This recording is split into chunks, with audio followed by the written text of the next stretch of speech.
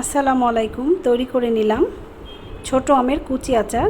এই আচারটা আটি হওয়ার আগেই তৈরি করতে হয়, আর এই আচারটা 1 বছর বাইরে রাখলেও, ফ্রিজ ছাড়া বাইরে রাখলেও খুবই ভালো থাকে। গরম গরম ভাত, খিচুড়ি, পোলাওর সাথে খুবই টেস্টি একটা আচার।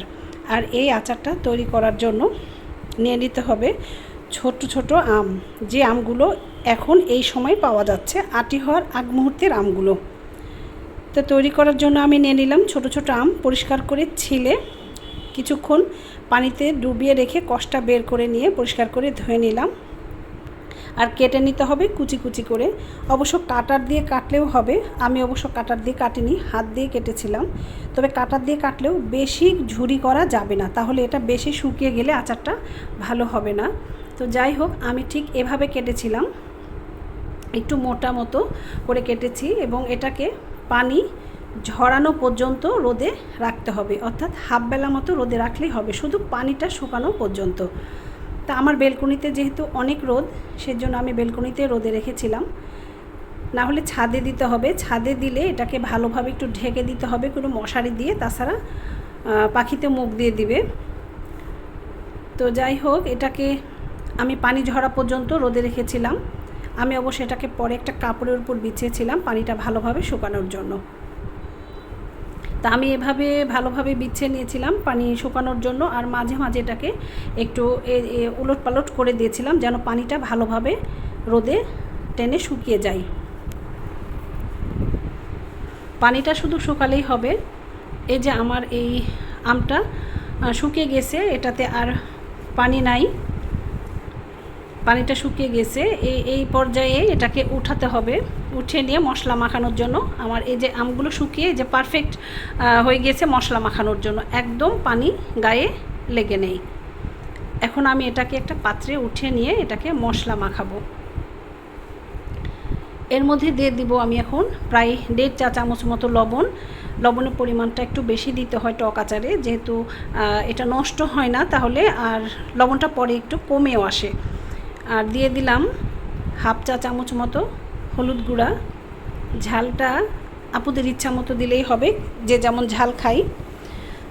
আমি অবশ্য 1 চা চামচ মতো মরিচ গুঁড়ো দিয়েছিলাম, আর কিছুটা শুকনো মরিচের মানে চিলি ফ্লেক্স যেটা, সেটাও আমি দিয়েছি আর কি। আর দিয়ে দিব 2 চা চামচ মতো চিনি, যেন একটু টক মিষ্টি থাকে এবং টেস্টটা ভালো হয়।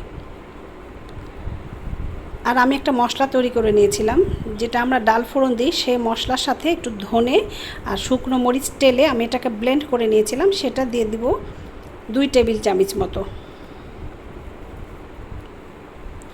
আর দিয়ে দেব সরিষার তেল। এই সরিষার তেলটা আমি সরাসরি ঠান্ডা তেল দিইনি, আমি এটাকে একটু গরম করে নিয়েছিলাম, তারপরে এটাকে ঠান্ডা করে আমি আচারের মধ্যে দিব। সরাসরি ঠান্ডা তেল দিলে আচারটা অনেক সময় একটা কেমন যেন একটা গন্ধ হয়ে যায়। সব সময় আপনারা চেষ্টা করবা যে তেলটা যেন একটু মানে গরম করে তারপরে আচারে দেওয়া হয়, ঠান্ডা করার পরে। তো এই যে ভালোভাবে আমি মেখে নিয়েছি, আমি এটাকে এখন সারা দিনের জন্য রোদে দিব। আমি যে চিনি আর লবণটা দিয়েছি সেটা গলে যে পানিটা বের হবে, সেই পানিটা শুকালেই আমার আচারটা বয়মে ঢোকানোর জন্য একদম রেডি হয়ে যাবে। আমি এই যে সারা দিনের জন্য আমি খঞ্চাতে দিয়ে রেখে দিয়েছি রোদে।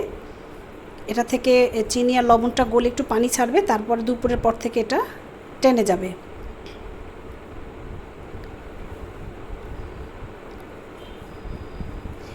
আমার আচারটা বয়মে ভরার জন্য একদম রেডি। এই যে তেল ছেড়ে দিয়েছে এবং পানিটা একদম টেনে গিয়েছে, দুপুরের পরে আমার এটা একদম রেডি হয়ে গেছে। এখন এটা বয়মে ভরার পালা।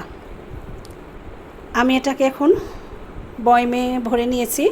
এখন এর মধ্যে আমি সরিষার তেল একটু গরম করে নিয়ে এটাকে আমি ঠান্ডা করে নিব, এবং সরিষার তেলের পরিমাণটা এমনভাবে দেব যেন আচারটা তেলের মধ্যে ডুবে থাকে। এটা সব সময় খেয়াল করতে হবে। এই যে আমি তেলটা ঠান্ডা করে দিয়ে দিলাম, এবং আমি এটাকে প্রায় 1 সপ্তাহ মতো প্রতিদিন ঘণ্টাখানেকের জন্য রোদে দেব। খুবই মজার এই আচারটা আপুরা, ভালো লাগলে তোমরা একবার ট্রাই করে দেখো। 1 বছর পর্যন্ত বাইরে থাকবে, কিচ্ছু হবে না। গরম গরম পোলাও, খিচুড়ি, ভাতের সাথে খুবই স্বাদের এই আচারটা। ভালো লাগলে তোমরা একবার ট্রাই করো আর শেয়ার করে দিও। আল্লাহ হাফিজ।